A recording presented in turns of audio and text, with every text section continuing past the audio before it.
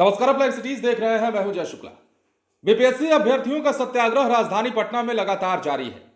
इस सत्याग्रह के बीच में बीपीएससी अभ्यर्थी लगातार अपनी मांगों पर अड़े हैं और डायरेक्ट बिहार के मुख्यमंत्री नीतीश कुमार से मुलाकात करने की बात कर रहे हैं। ऐसे में इस मामले का सियासीकरण भी हो रहा है और आप देख रहे हैं कि किस प्रकार बीपीएससी अभ्यर्थियों के बीच में बड़े बड़े नेता पहुंच रहे हैं, चाहे प्रशांत किशोर हो, चाहे तेजस्वी यादव हो या अन्य नेता हो। और जो नहीं पहुंच रहे हैं वो बीपीएससी अभ्यर्थियों के पक्ष में अपने बयान दे रहे हैं और सरकार पर अपने तरीके से हमले कर रहे हैं। लेकिन ऐसे में प्रशांत किशोर ने एक बड़ा ऐलान किया बीपीएससी अभ्यर्थियों के बीच में पहुंचकर, और उन्होंने छात्र संसद तक बुला दी पटना के गांधी मैदान में। और आज ही का वो दिन था जब छात्र संसद बुलाए जाने की मांग जो है पटना के प्रशासन से की गई थी, जिला प्रशासन से की गई थी, जन सुराज पार्टी की ओर से। लेकिन अब प्रशांत किशोर को झटका दिया है। प्रशासन की ओर से छात्र संसद की अनुमति जो है नहीं दी गई है और उसे लेकर जो लेटर जारी किया गया है वो हम आपको आपकी स्क्रीन पर दिखा रहे हैं, जिसमें साफ साफ लिखा गया है, गांधी मैदान में गांधी मूर्ति के समक्ष किसी भी कार्यक्रम की अनुमति नहीं दी जाती है। गांधी मैदान में किसी भी प्रकार के आयोजन से संबंधित आरक्षण की अनुमति आयुक्त पटना प्रमंडल पटना के कार्यालय से विभिन्न विभागों थाना से अनापत्ति प्राप्त कर दी जाती है। इसके लिए न्यूनतम 45 दिन पहले आवेदन दिया जाना आवश्यक है।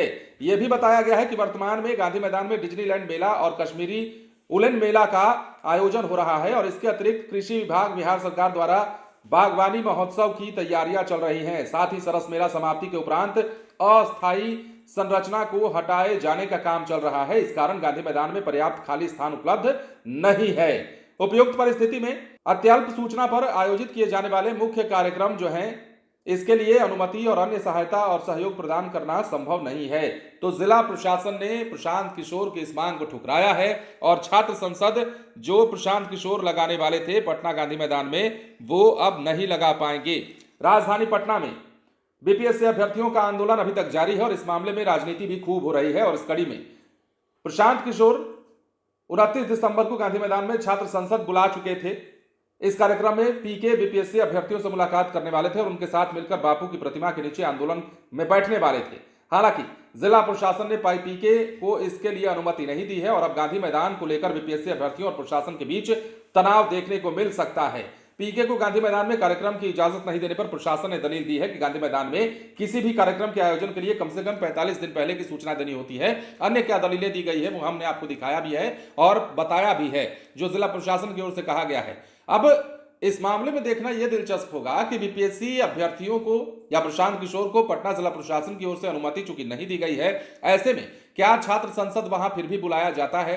ऐसे में क्या अभ्यर्थी जो है वो प्रशासन से आमने सामने होंगे? क्योंकि अभ्यर्थियों का मूड देख के ऐसा लगता है कई दिनों से कि वो किसी भी सूरत में मानने वाले नहीं हैं। प्रशासन की ओर से एक नहीं दो बार लाठीचार्ज किया गया, इन्हें खदेड़ा गया। बावजूद इसके अगर बीपीएससी के अभ्यर्थी डटे हुए हैं तो इसके पीछे कोई बड़ी वजह है और इसके पीछे उनकी कोई बड़ी सोच है। मतलब यह है कि वो जीत कर ही जाना चाहते हैं, हार कर नहीं जाना चाहते। अब इसके लिए चाहे उन्हें जो करना पड़े। तो ये इस स्थिति में, इस मनोस्थिति में अगर वो आगे बढ़ते हैं तो पटना में एक भयंकर बवाल देखने को मिल सकता है एक बार फिर से। और अगर पुलिस उन्हें रोक देती है या अगर वो खुद ही स्वेच्छा से आगे नहीं बढ़ते हैं, प्रशासन का कहा मानते हैं, तो ऐसा हो सकता है कि प्रशांत किशोर भी कुछ अन्य प्लानिंग करें, कुछ अलग तरीके से प्लानिंग करें और आगे बढ़े इस मामले को लेकर के, क्योंकि इस मामले पर सियासीकरण खूब हो रहा है, जैसा कि हमने आपको कहा है। बने रहें लाइव सिटीज के साथ। धन्यवाद।